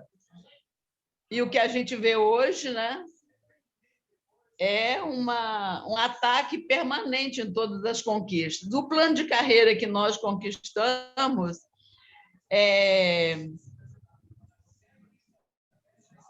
todos os governos tentaram acabar com ele, né? Tentaram mudar o percentual entre os níveis, tentaram diminuir os níveis, mas a luta fez com que o plano permaneça até hoje. Até hoje é o plano que a gente começou a discutir em 79, depois ele foi concluído, virou lei, acho que em 90, e é o plano que a gente tem aí para a categoria até hoje, embora com o piso salarial super defasado. Tá? A gente nunca mais conseguiu chegar no nível salarial que nós chegamos em 79. E hoje a gente vê uma categoria muito sofrida, né? Eu nunca vi tanto sofrimento, porque a pandemia, com esse governo genocida que nós temos aí, negacionista, que nega a educação, que tem um ministro da educação que diz que os deficientes atrapalham os outros alunos, que professor só é professor porque não conseguiu fazer outra coisa, que a universidade não é para todos. Quer dizer, essa coisa que a gente tem hoje aí é preciso de muita resistência, né? E os governos agora eles arranjaram uma coisa que é vender o nosso salário, né? A nossa força de trabalho. O que o prefeito de Volta Redonda fez? Vendeu por 39 milhões a nossa folha de pagamento e agora vai dar 5 mil reais para cada professor que está na ativa, nada para os funcionários e nada para aposentado. Então, eles vão arranjando formas de dividir, de comprar, de deixar a categoria míngua para depois vir com esse tipo de oferta, que é uma coisa muito dolorosa, né? Alô? Porque a gente Godofredo! precisa realmente... Godofredo! Estamos Godofredo! O que a gente precisa realmente é de juntar muita força, nós que estamos aí na retaguarda, né? Passar essa história para essa categoria, passar essa história para a sociedade, para dizer que é possível resistir. Nós resistimos à ditadura militar. As lideranças daquela época, né, e o Désio Godofredo, principalmente, foram fundamentais para essa resistência. Hoje nós temos aí uma entidade lutando para fazer a greve pela vida, porque hoje o que necessita é de garantir a vida das pessoas, né? Quantos companheiros nós perdemos nesse período? Pessoas que foram obrigadas a ir para a escola, principalmente funcionários, e que foram contaminados e vieram a óbito. Então, é uma história que essa história desse período vai ter que ser contada, né, por alguém que está vivendo ela na pele. É um pouco isso. Eu queria falar aqui também da Isis. Nunca mais eu vi a Isis, gente. Eu hoje mesmo ainda peguei o livro dela. Que eu vi a Isis. Hoje mesmo eu peguei o livro dela aqui em casa, olhei e falei, gente, onde está a Isis? Eu estava separando uns livros aqui e tem o livro dela. E é isso, né? A gente vai tentando sobreviver, vai tentando avançar, vai tentando apoiar, vai tentando construir. E, para mim, hoje, o fundamental era a unidade das centrais sindicais e dos partidos de esquerda. Para mim, tem que ser colocado em pauta a greve geral. Em vez de estar pensando em eleição em 2022, eu sinceramente, acho que o que a gente tinha que estar debatendo é uma greve geral, porque a gente não sabe se vai ter eleição em 22, a gente não sabe o que esse negacionista está pensando, como que ele está se armando, libera porte de arma, agora bota a tropa dos Estados Unidos para poder treinar aqui no Brasil. É uma conjuntura muito louca. E nós precisamos de ver o que nós conseguimos ainda fazer dentro desse contexto, né? É isso, gente. Um beijo grande para todos vocês. Muito bom estar aqui. Para você também um beijão enorme. Adoro te ver, adoro estar com você. Nós estamos sempre juntas, doutora. Não desistimos sempre juntas. Para frente, é isso aí. E, Claudinha, dependendo do preço do livro, eu quero comprar mais, porque eu quero mandar dar presente para alguns. Tá, vamos te mandar. Pois o livro, assim, pequena tiragem, ele depende muito do preço também da tiragem. Por isso sim, que eu sei. É um número total, mas então, vamos fazer campanha aí para o povo comprar o livro. Vamos fazer campanha, Cláudia. Qualquer coisa eu também contribuo com uma parte da minha bolsa. Aí você podia me dizer como é que eu posso fazer para Pode deixar, a gente se comunica com a você. campanha do livro aí. Tá, A campanha e dá do um livro jeito. para as pessoas. Tá, legal. O pessoal do meu filho trabalha naquele hospital lá de Volta Redonda, você sabe que de vez em quando É eles isso vão aí, lá. PC, Aí sem eu peço pra conciliação ele de levar classe, pra você. derrotar o negacionista, é isso. Isso, meu amor. Chega Agora, de conciliar. Godofredo, né? Vamos lá, Godô. Com o Vamos, Godô, a gente Lia. vai encerrar essa nossa live maravilhosa. Cadê o Mara. 10, hein? Que isso? Ai, Gente, essa o Décia não conseguiu Eu se tô- conectar. Eu tô Godô, mas você está muito bem. Godofredo está ótimo. menos, Lia, menos, não tanto. Tá sim, tá sim. Isso. Que bom, fico feliz de ouvir. Estou desde o início vendo, mas eu não conseguia entrar porque eu sou um total ignorante em internet. Eu sou Somos os dois. um ser pré-histórico, um velho Também. desgraçado tecnologicamente. Aí agora aqui que minha filha, que mora vizinha a mim, teve que Regina ir lá chamar para vir aqui. Aí está sem som, começou aparecendo imagem, desculpe aí. Mas eu adorei ficar aqui, ouvir tantos depoimentos incríveis. É de emocionar, né? Para quem viveu e vê, né, tantos depoimentos diferentes, com vivências todas marcantes. É muito legal. Eu queria aqui fazer uma contribuição. O Valdec fez referência a coisas que eu deixei escrito e tal. Eu cheguei até a mandar uns e-mails para a Lia, com algumas considerações minhas sobre o movimento, mas eu queria falar até um pouco antes do pré-CEP, porque a greve não foi um raio no céu azul.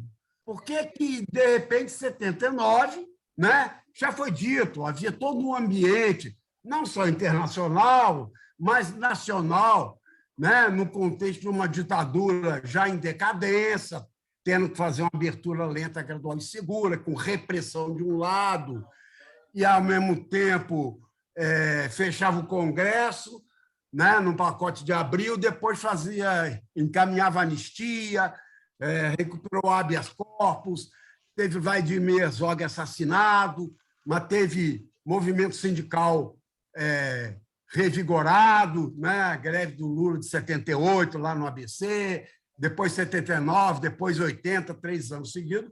Então, havia um ambiente nacional, já foi dito aqui, a Igreja de Libertação do Valdir Calheiros, tinha aqui o bispo da Baixada, Caxias ou Nova Iguaçu, me esqueci do nome, tinha a FAMEV, tinha, né, o movimento da anistia. O nosso movimento era corporativo, brigava por salário, mas tinha um lado político forte. Me lembro que toda a Assembleia, o Cunca Bocaiúva, ia dar um informe do CBA, Comitê Brasileiro pela Anistia, né? Tinha as bandeiras políticas de liberdade democrática, anistia ampla, geral e restrita. Combinava-se o lado corporativo, que é o lado que todo sindicato tem que ter, de luta.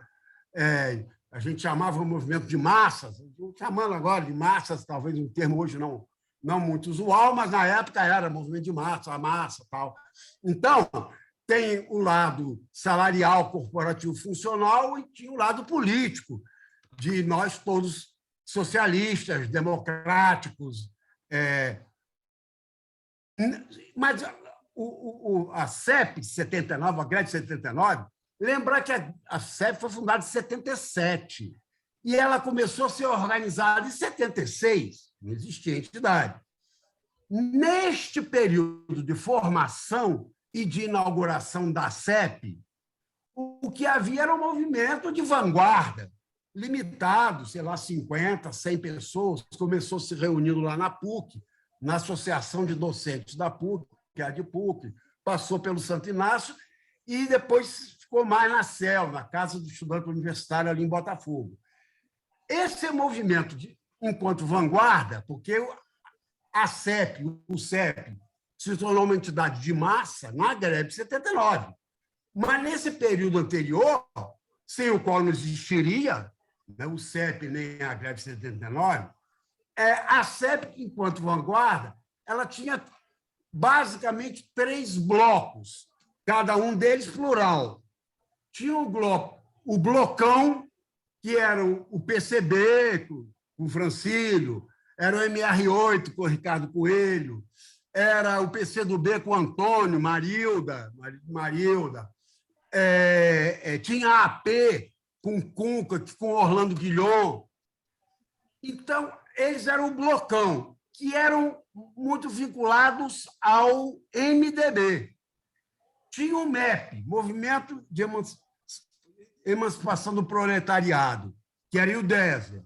E tinha a Convergência Socialista, que era a Maria Helena, que formava o chamado MOAP, Movimento de Oposição Aberta aos Professores, que estava identificado com o movimento pró-PT. Então, havia o pessoal mais ligado ao MDB, o pessoal na formação do PT, PT só foi formado em 80, e havia os independentes. Eu citei aqui várias organizações clandestinas de cada bloco. E tínhamos nós, independentes, que éramos aqui. Era eu, tinha um pessoal de Niterói. Regina foi da Convergência, ela da Convergência Socialista, como o irmão dela, Chico D'Angelo, hoje deputado federal. Mas Regina foi da Convergência um período. Mas a maioria aqui de Niterói, que foi o primeiro núcleo a ser formado, foi de Niterói, ainda pré-79, aqui tinha João Batista de Andrade, falecido, saudoso JB Andrade, tinha Fernando Fraga, tinha André Truche, tinha Eliane Nemer. Enfim, tinha o que veio a ser o núcleo de Niterói, depois de formalizado, e depois veio o de Campos. Tudo pré-79. Quando houve a greve, aí multiplicaram-se núcleos organizados no Estado todo. Mas, nesse período, o que eu estou querendo aqui tentar dar uma contribuição? É porque esse ambiente de abertura, de renascimento do movimento sindical autêntico, isso era um problema nacional. O que explicou o fato da greve de 79 ser disparada a mais vitoriosa em termos corporativos, em termos salariais? Não houve nada próximo. Houve a greve de Minas, da UT, perfeitamente. Houve a greve dos CEPEROS, lá do Rio Grande do Sul, com o Zanetti, perfeitamente. Houve, em 78, uma greve da POSP, em 79, que foi um pouco vitoriosa. A de 79 foi derrotada, a Maluf liquidou a greve da POSP. Depois houve outra. Mas a do CEP teve uma repercussão nacional, porque foi muito mais avanço. Foi quadruplicado o salário da professora primária e foi triplicado da professora de ensino médio, da PEN. O que explica o fato do CEP ter conseguido um avanço tão maior que os outros estados do país, que tiveram algumas vitórias, mas em dimensão bem menor? Eu acho que todo fenômeno tem várias causas, tem várias explicações, mas existem as causas, as contradições principais e as contradições secundárias, né? Na linguagem do velho Mao Tse Tung. Então, aqui eu acho que o que explica que é um processo, né? Nós todos sabemos, aqui não estou querendo dar aula para ninguém, porque todos nós sabemos que há uma dinâmica. 79 foi o resultado de uma dinâmica. Eu atribuo o diferencial para a vitória do CEP ao fato de ter havido a fusão em 75. Por quê? Eram 2 estados distintos, o antigo estado do Rio, a velha província, e o antigo estado da Guanabara. Quando vem a fusão de forma autoritária, o que aconteceu? A convivência entre servidores e professores, especificamente, com salários muito diferenciados.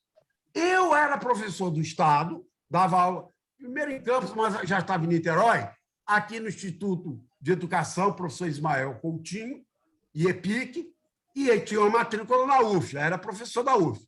Eu fiz concurso para o município do Rio.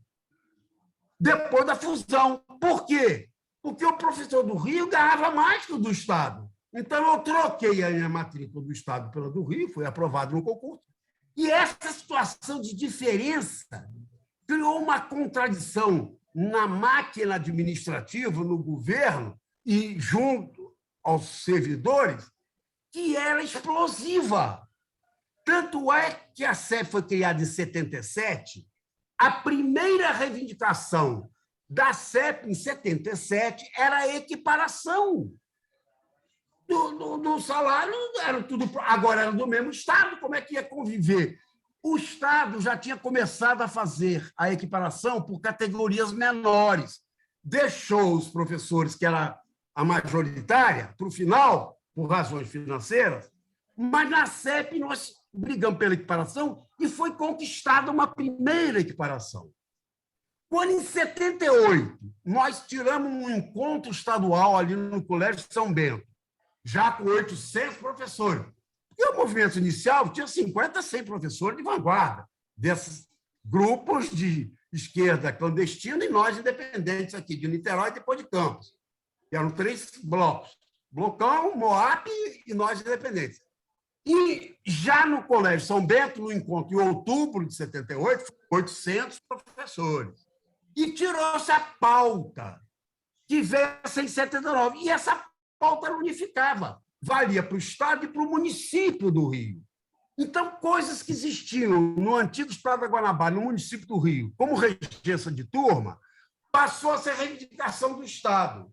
E algumas coisas do Estado, como gratificação de difícil acesso, passou a ser a reivindicação do município. Fizemos um plano de carreira com 4 tipos de professores e tal, unificando. Então, essa fusão trouxe como consequência uma diferenciação funcional que tinha um potencial explosivo muito grande. E a fusão trouxe um problema político, porque no MDB, o Valdec já fez referência a isso, havia o do antigo Estado do Rio, cuja grande liderança, o coronel, era Amaral Peixoto, e havia o MDB da Guanabara, cujo cacique era Chagas Freitas. Quando houve a fusão, houve uma briga fratricida, terrível, e que venceu o Amaral. Venceu o Chagas. O Amaral foi derrotado. E no time do Amaral estava Moreira Franco, que era genro dele, e que veio a ser prefeito de Niterói, e que cedeu cadeiras de escolas municipais, incrível, para que a gente pudesse botar a cadeira lá no Sindicato de Operários Navais, onde houve a greve, onde a greve foi deflagrada. Porque o Amaral, o Moreira queria ferrar com o Chagas. Cedeu cadeira de escola municipal. Regina e outros colegas saíram num caminhão recolhendo cadeira de escola municipal. Onde é que se podia imaginar isso? Isso aconteceu. Então, a fusão trouxe um racha interno, Amaral ligado a Ulisses e Chagas ligado a Tancredo, que havia também as contradições no MDB nacional, né? O Chagas era claramente conivente, como bem lembrou Valdec. E que juntar esses papéis do Godofredo, esses e-mails que ele mandou, isso dá outro livro, gente. É impressionante. São outro livro, são outro livro. Dá outro livro. E no livro da palestra lá da UERJ, Godofredo, já tem Ítalo falando dos seus escritos, sabe? O que ele está precisando? Thaís, vamos pegar essa, vamos juntar. Vamos. Godofredo, vamos organizar. Vamos organizar. Eu estou me estendendo muito, só que... Não é isso, vamos organizar. Desculpa. Vamos organizar o teu material para fazer um outro livro. Vamos fazer, legal.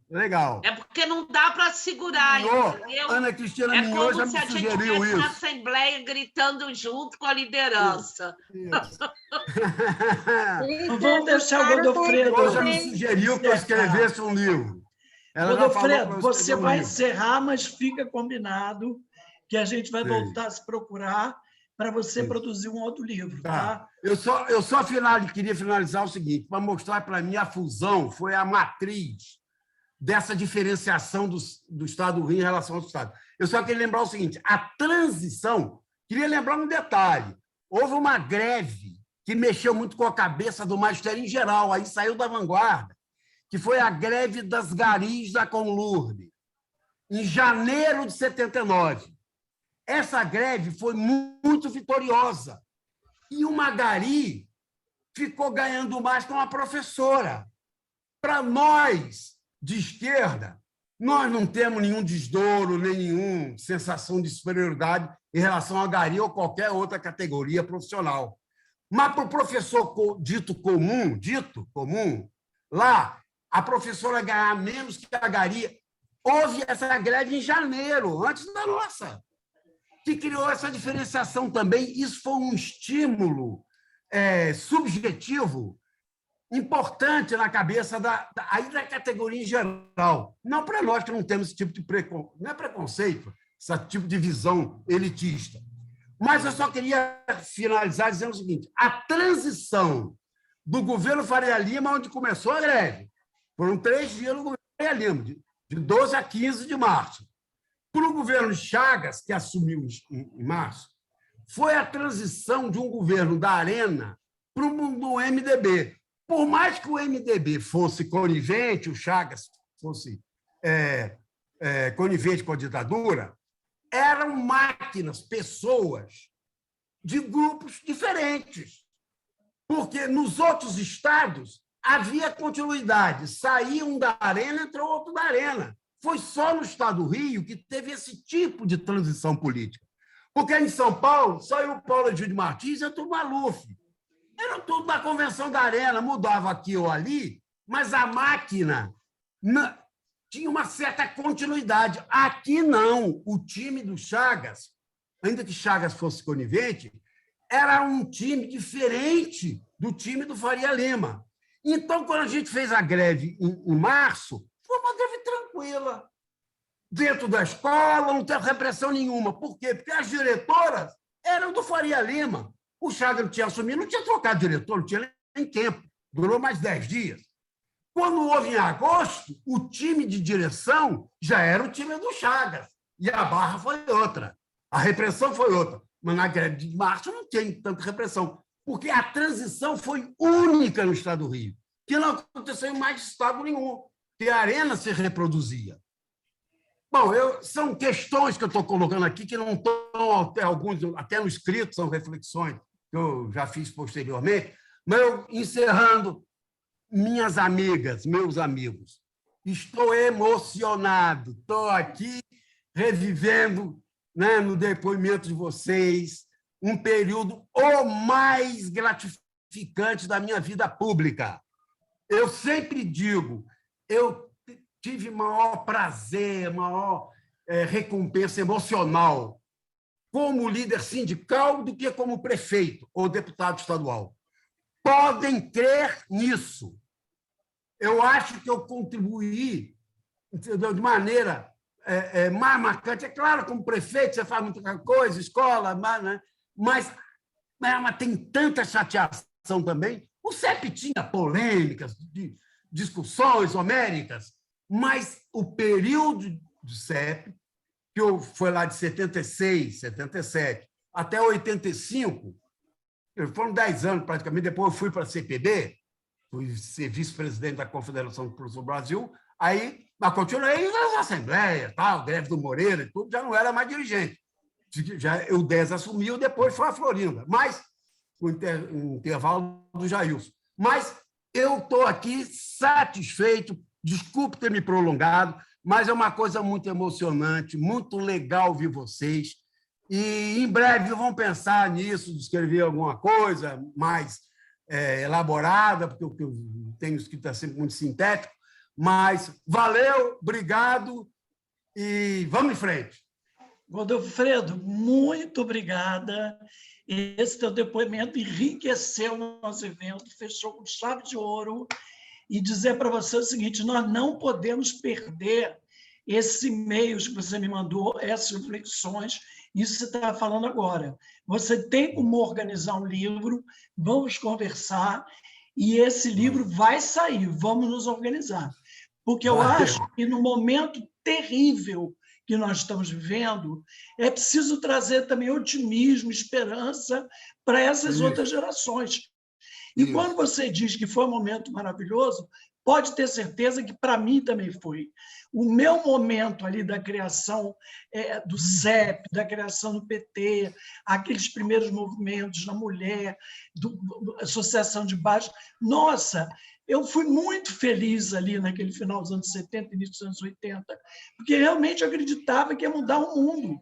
E depois eu concordo com você que experiência de gestor é muito mais dura, é muito mais difícil, né? Como secretário estadual, municipal, não é a mesma coisa. Né? Porque o que acontece? A diferença, Godofredo, é que quando você está no sindicato, no movimento, você está no coletivo, você está junto. E quando você vira gestor, você vira vidraça.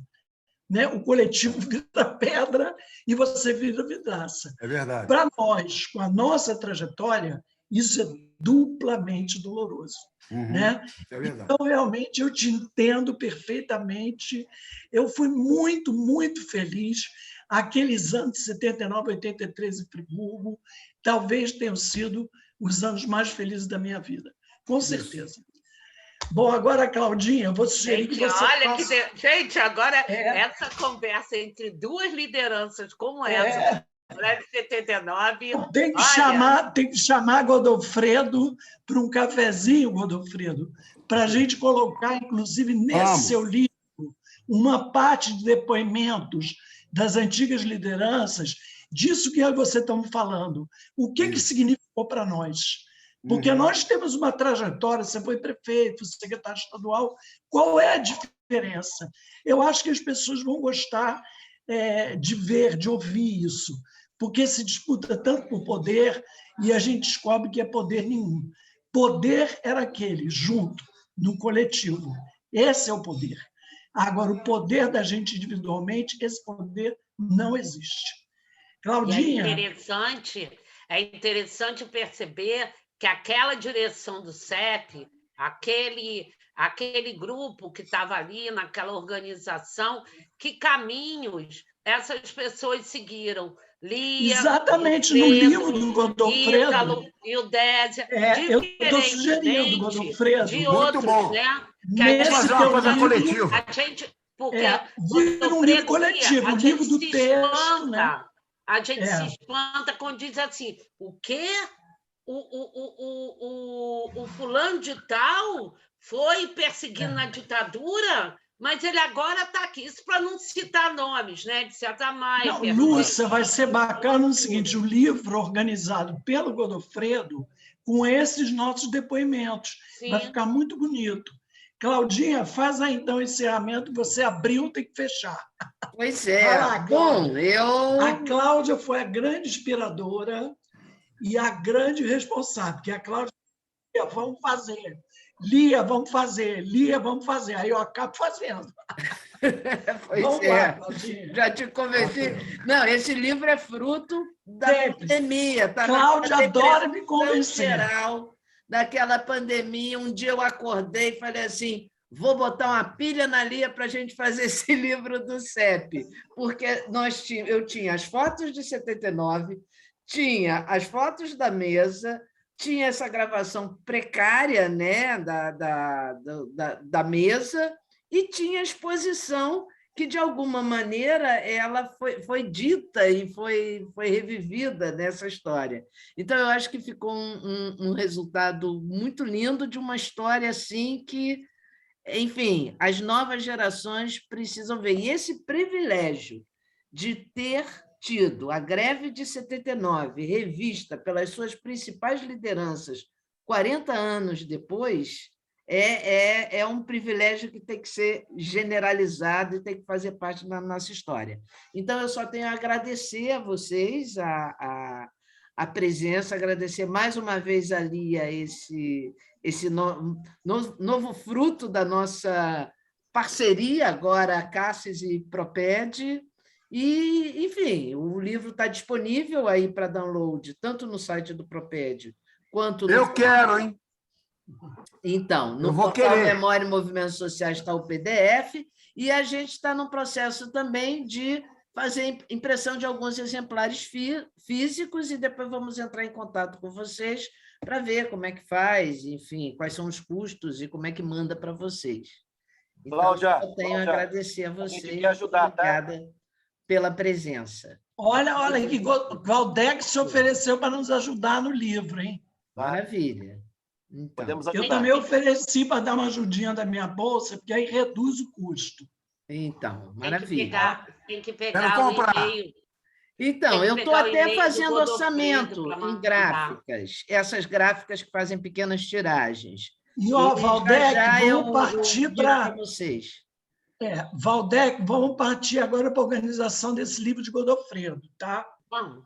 Passar as abas para ele, tá? Valeu, obrigado. Claudinha. Vamos. Então, gente, muito obrigada e um beijo grande para vocês. Uma ótima E até noite. a próxima. Muito obrigada. Peraí, gente, O não CEP vamos somos embora nós, ainda nossa não. voz e nossa voz. Beijo para todo mundo. Nossa, Tem que muito bom. acabar com o samba, né? Porque lá na Sério, UEF vamos fazer uma acabou com o foto. samba, lembra? Tinha que descer da rampa com o samba. Tem na foto. Tem foto do samba. É, eu vi no livro. Isso. Canta aí, Lia. CEP somos pra nós, gente nossa fazer uma voz e foto nossa do Nossa voz. voz. vamos fazer Somos uma nós. Nossa voz e nossa voz. Olha! Nossa, voz. Oi. Aê. Ai, que Outro saudade. gente. Eu quero dizer. Uma foto. Oi, Claudinha. Oi, Lia. Oi, Isis. Oi. Elisa, Thaís, meu Pois amor. é, eu perdi uma parte enorme da live. Ah, meu Deus. Perdi uma parte Está gravada, enorme. Lia? Quero saber se está gravada. Vai Tá, gravar? tá gravada Eu- e a gente vai eu- colocar no site do Proped e no site Memória e Movimentos Sociais para quem quiser ver. Daqui Tá pelo menos gravado, no Memória e tá Movimentos gravado. Sociais, Ah, tá. daqui uns 2 dias já está. Pra você. Ah, tá. Me manda, Claudinha. Mando sim. Então, Mas tá, é- gente. Nossa força e Eu nossa só voz. vi, O CEP só vi Tchau, o meus início. amores. CEP Lia. somos nós, nossa força, nossa voz. Tchau, Ô, gente. Lia, Oi, que beijo ótimo te grande. Tchau, ver Lia. também. Tchau, Há tanto tempo. tchau, meu amor. Tchau. Já tiramos a foto. Beijos, beijos. Obrigada. Beijo Tchau, grande gente. para Tchau, vocês. gente. hein? Beijos, pra todo mundo parabéns, aí. parabéns, parabéns, meninas todas Obrigada. lindas. Parabéns, Claudinha, principalmente, que Obrigada. idealizou e fez esse A livro. Lia, Eu já vi e curti e amei o livro, amei, amei. Muito bom também. Vamos lá. É assim. E o Désia, cara? E o Désia não está aí, não? E o Désia não conseguiu conectar. Eu consegui botar o Zoom na casa dela, comprei uma câmera, eu mandei entregar lá, mas não sei, tem que passar ainda por um treinamento. Ah, meu Deus! Aí vamos fazer outro. Ah, Ela eu entra queria na vê-la. próxima. Então tá, gente. Tá. Beijo grande. Tá, Vou sair tá aqui. bom. Tchau. Beijos. Tchau, beijo. Cláudia, Beijo. você está devendo Beijo. café na sua casa, hein? Então, pronto, é só você marcar, com todo prazer. Sim, você falou que ia fazer isso, lembra? Com a Lia e tal. Falei, continua combinadíssimo. Lá, É só ó. a gente se organizar. Mas eu vou querer os livros, tá, Cláudia? Eu acho que eu vou querer uns 10 livros. Nossa, eu Gente, vou a Dodora. fazer isso essa semana. Para ver e A falar. Dodora, a nossa atriz. Oi? Nossa, Claudinha. modelo fotográfico. Imagina, com essa cara de hoje. Pois é, e A aí, nossa atriz. Isis perdeu a parte que eu estava contando A um Érica pouco que está toda da feliz e mandou lá. exposição. Eu estou no livro. Da A Érica era nenenzinho, né? Ah, é. Os três, a Érica, o Demian e o Dimitri, né? Então, eu contei um pouco a história de como a gente... Érica, fez. Demian, Dimitri e o Marlon, meu sobrinho.